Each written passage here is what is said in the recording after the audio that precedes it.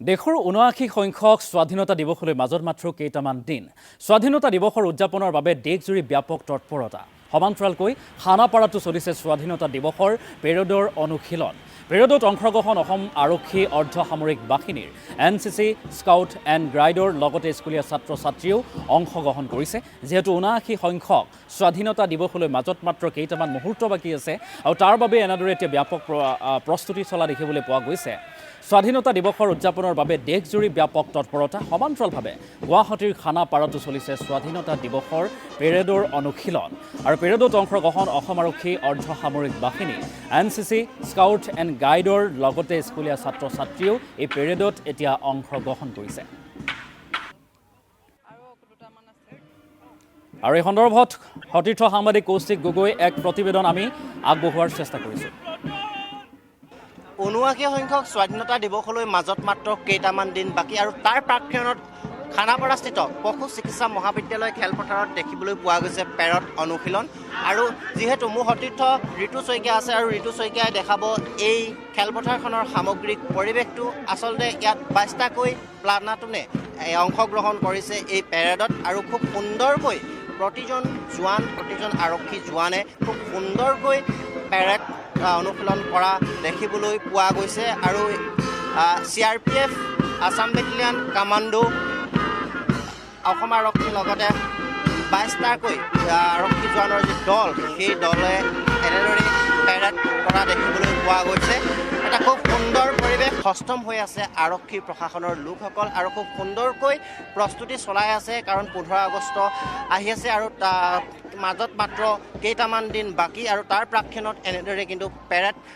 কৰি থকা দেখিবলৈ পোৱা গৈছে আৰু ২২টাকৈ প্লাটুনে এই পেৰেডত অংশগ্ৰহণ কৰিছে CRPF হওক কামাণ্ডো হওক আছাম বেটেলিয়ান হওক BSF হওক এই সকলো ধৰণৰ যে দল আছে আৰক্ষী জোৱানসকলৰ দল সেই দলসকলে এনেদৰে খুব সুন্দৰকৈ পেৰেড কৰা দেখিবলৈ পোৱা গৈছে যিহেতু ১৯৪৭ চনৰ ১৫ আগষ্টৰ দিনটোত দেশ স্বাধীন হৈছিল আৰু ব্ৰিটিছক পৰাস্ত কৰি এই ঐতিহাসিক দিনটোত আজি এই ১৫ আগষ্টৰ দিনটোত যিহেতু এটা খুব স্বাধীনতা দিৱস হিচাপে পালন কৰা হয় আৰু সেই ঐতিহাসিক দিনটোক সুঁৱৰিয়ে ১৫ আগষ্টৰ দিনটোক পালন কৰা হয় আৰু মোৰ সতীৰ্থ ঋতুৱে দেখাই আছে আচলতে স্নেফাৰ ডগকো এনেদৰে পেৰেডত অংশগ্ৰহণ কৰা দেখিবলৈ পোৱা গৈছে আৰু কৈছোঁৱে যিহেতু ২২টাকৈ প্লাটুনে এই পেৰেডত অংশগ্ৰহণ কৰিছে আৰু মোৰ সতীৰ্থ ঋতুৱে দেখালে সামগ্ৰিক পৰিৱেশটো এটা কথা ক'ব লাগিব যে যিসকল আৰক্ষী জোৱান আছে সেই বহু ব্যস্ততাৰ মাজত এই পেৰেড কৰা দেখিবলৈ পোৱা যায় আৰু ১৫ আগষ্ট বুলি ক'লেই সকলো আৰক্ষী প্ৰশাসনৰ লোক সষ্টম হৈ থাকে কাৰণ সেই বিশেষ দিনটোত যাতে কোনো ধৰণৰ কুটাঘাতমূলক ঘটনা সংঘটিত নহয় কোনো ধৰণৰ